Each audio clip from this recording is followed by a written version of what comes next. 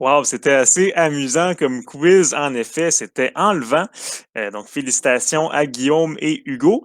On va finir le quatrième épisode du podcast en beauté avec un débat qui s'annonce enflammé comme toujours. On a trois participants cette semaine. On a Nicolas, Julien et Guillaume qui vont participer.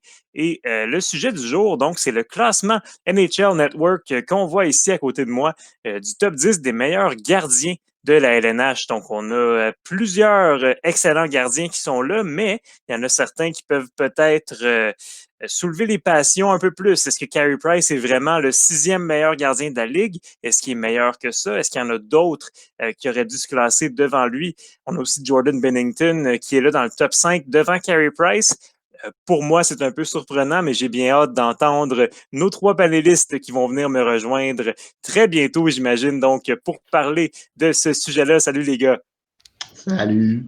Bonjour. Donc, qui veut commencer avec ses opinions sur le top 10? Je pense que Julien aime ça, ouais. Les deux, on a eu la même idée, mon opinion. Alors, ben ça va.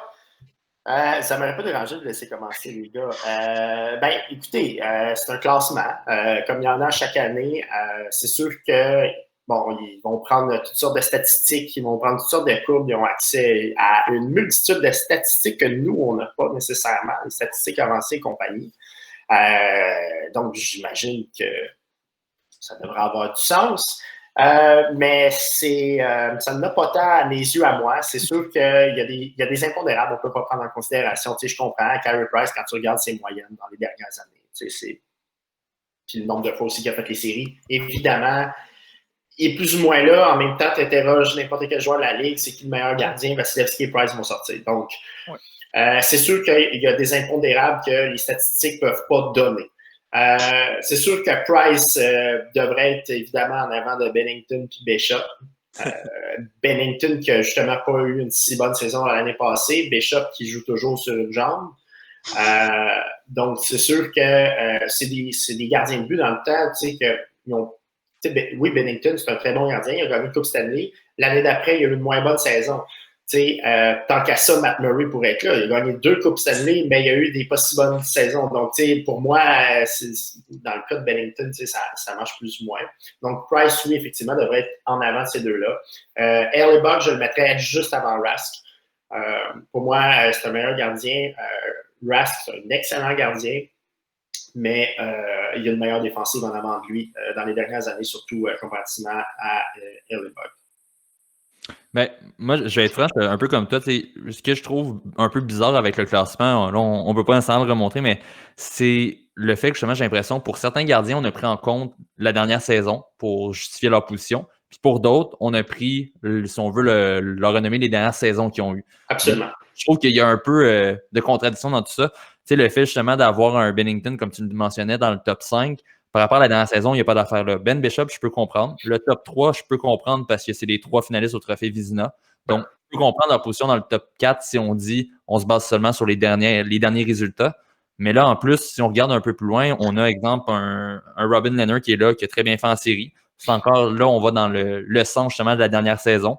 Anton Khudobin, qui est 10e, je vais être franc, pour moi, il n'y a pas d'affaire du tout là. Il n'est même pas, je dirais même pas top 15, on s'entend, c'est quand même le deuxième gardien de l'équipe. A eu un bon parcours en série. Est-ce que ça justifie le fait qu'il devrait être classé dans le top 10, d'avoir 2 gardiens de Dallas dans le top 10 pour commencer l'année? Je trouve que c'est ça. Il y a certaines contradictions du fait qu'on veut trop axer sur la dernière saison et même plus précisément juste sur les dernières séries. Non, je suis entièrement d'accord avec Nicolas aussi. Et on dirait qu'il y a vraiment un mix d'échantillons selon lesquels ils sont évalués les gardiens. Moi, mettre Vasilevskiy numéro 1, je pense aucunement. Comme je l'avais dit précédemment dans un podcast, il y a peut-être un an ou whatever qui avait gagné le Vizina l'année passée. Ben Bishop, il avait les meilleurs stats. La seule affaire que Vasilevskiy avait, c'est 40 victoires, mais il était devant une équipe stack comme le Lightning qui en a gagné 60. Fait le gars, il est bon, là, j'enlève rien, mais selon moi, c'est pas le numéro 1. Je pense à un gars comme Hellebuyck, un gars comme Carey, un gars comme Tuukka, même si c'est Boston. Je veux dire, il est vraiment efficace là-bas, même si des fois, il a choqué en playoff. Je pense que vraiment plus. Ah oui.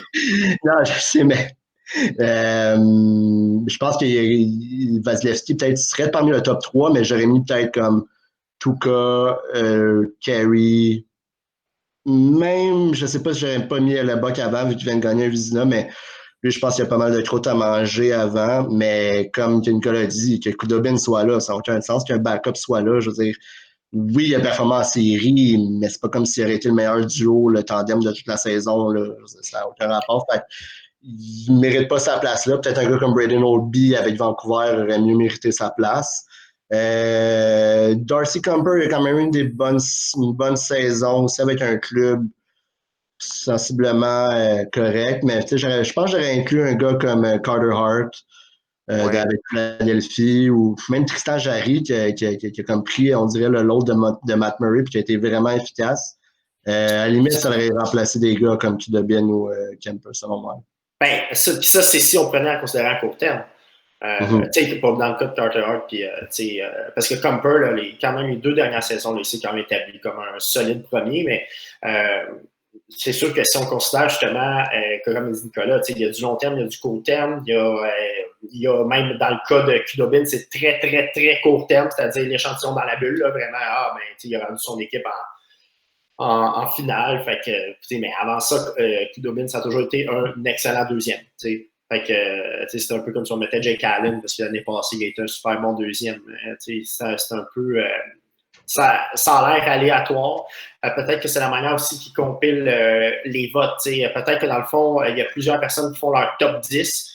Puis là, numéro 1, il gagne tant de points, numéro 2. Fait que là, ça fait un peu des trucs mêlés. Peut-être que justement, Khudobin.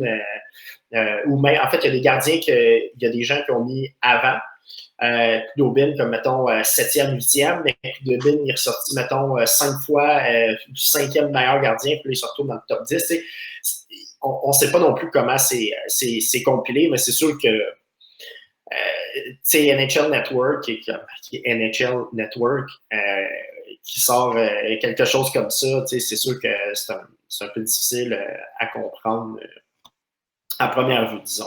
Mais ça fait jaser, en tout cas, c'est certain. Guillaume, tu l'as dit assez clairement pour toi, Andrei Vasilevskiy, c'est pas le meilleur gardien de la LNH, mais Julien et Nicolas, est-ce que vous êtes d'accord avec ça? Est-ce que vous pensez que Vasilevskiy, c'est le meilleur? Rapidement, Julien, qu'est-ce que tu penses de ça? C'est vraiment difficile. Il aurait fallu que je réfléchisse un peu. Je ne me l'attendais pas à celle-là. Parce que ça m'est déjà passé par l'esprit, comme Guillaume, de me dire, OK, Vasilevskiy, il est excellent, mais il y a une excellente équipe en avant de lui, ce qui n'a pas été le cas de Price, ce qui n'a pas été le cas nécessairement non plus. La défensive de Winnipeg n'est pas très bonne. C'est sûr que là, si on se met à prendre plein d'affaires très difficiles à calculer, évidemment, quand on regarde un gardien de but, on ne peut pas juste se faire ses statistiques. Ça, c'est impossible. Donc, oui, il faut regarder qui en avant. Il faut regarder aussi les matchs. Il faut regarder les matchs de tous ces gardiens de but-là puis de voir vraiment quel type d'arrêt ils font. C'est-tu des chances A+, A, B? Vasilevskiy a déjà fait des arrêts incroyables. En même temps, il reçoit aussi beaucoup de tirs de périphérie parce qu'il y a une défensive incroyable en avant et aussi parce que l'équipe adverse n'est pas souvent dans leur zone. Il y a toutes sortes de choses à prendre en considération. Est-ce que Vasilevskiy devrait être premier? Peut-être. Non, je pense pas. Peut-être deuxième. Moi, je le mettrais deuxième en arrière de Hellebuck. OK. Donc, mettons que tu construis une équipe, tu prends Hellebuck comme gardien. C'est ce que je fais à NHL 2021. Toi, Nicolas, est-ce que tu prends Hellebuck, tu prends Vasilevskiy, Rask ou même Carey Price? Qui est-ce que tu prendrais comme gardien numéro 1 si tu avais le premier choix? Là? Ben, là, c'est sûr, si tu me parles présentement, je n'irai jamais avec un Price ou un Rask, parce que c'est évidemment en raison de l'âge. Mais je peux pas non plus aller. Je comprends le point de vue du fait que, bon, que l'équipe est justement plus dominante du côté du Lightning, mais faut lui donner. Vasilevskiy a quand même été impressionnant dans les moments importants. D'exemple, si on compte en série, il a fait très bien le travail. Il n'a pas donné nécessairement de mauvais buts. Et si on veut, l'équipe en tant que telle, le Lightning, ont eu plusieurs blessés durant l'année. Ça reste quand même que c'était une machine dominante par rapport aux autres formations. Mais on regarde la défensive du Lightning de Tampa Bay, c'est pas non plus la plus impressionnante de la ligue. Ils ont une bonne première paire avec Edman, Sergachev, c'est excellent. Par la suite, c'est des bons joueurs, puis on a été chanceux, on a eu des petits contrats aussi, exemple avec un McDonough, que ça a été plus difficile son dernier parcours. Donc, mais tout de même, quant à moi, justement, Vasilevskiy a prouvé qu'il pouvait être un numéro 1 de très, très grande qualité dans la ligue. Et juste en raison, justement, des dernières saisons, je ne peux pas non plus aller contre les statistiques et dire qu'il n'y a pas le calibre d'être le meilleur même de la Ligue nationale de hockey. Wow, donc toi, tu prendrais Vasilevski dans ton équipe pour cette prochaine saison. On va dire ça comme ça. Puis toi, Guillaume, selon toi, c'est qui le meilleur gardien à avoir dans son équipe? Ouais, encore là, c'est ça, tu sais, si on essaie de bâtir une équipe, c'est sûr qu'il faut y aller avec l'âge. Donc, des gars comme Vasilevski ou Hellebuck vont sortir en premier. Mais si j'ai besoin de gagner une game, numéro 7, j'ai besoin du meilleur gardien, peu importe l'équipe que j'ai devant moi, je vais aller avec Carey. Carey Puis, je Price. suis pas un super optimiste des Canadiens, pour ceux qui me connaissent habituellement. Là, c'est juste qu'en termes je pense pas qu'il y a vraiment l'expression au niveau français, mais de clutch, d'être bon vraiment au moment opportun. Je pense qu'il y a vraiment les qualités comme Julien l'a dit, il n'y a jamais eu vraiment l'équipe aussi en avant de lui euh, pour, euh, pour faire ça. Mais si j'ai vraiment besoin de gagner une game dans un moment critique, je vais aller avec Carey. Je suis d'accord avec toi. Moi aussi, ça serait mon premier choix pour une partie. C'est le meilleur gardien à l'extérieur de son filet. Il maîtrise tellement bien tout. Il a une technique impeccable. Il a beaucoup d'expérience aussi. Il a tout gagné sauf la Coupe Stanley.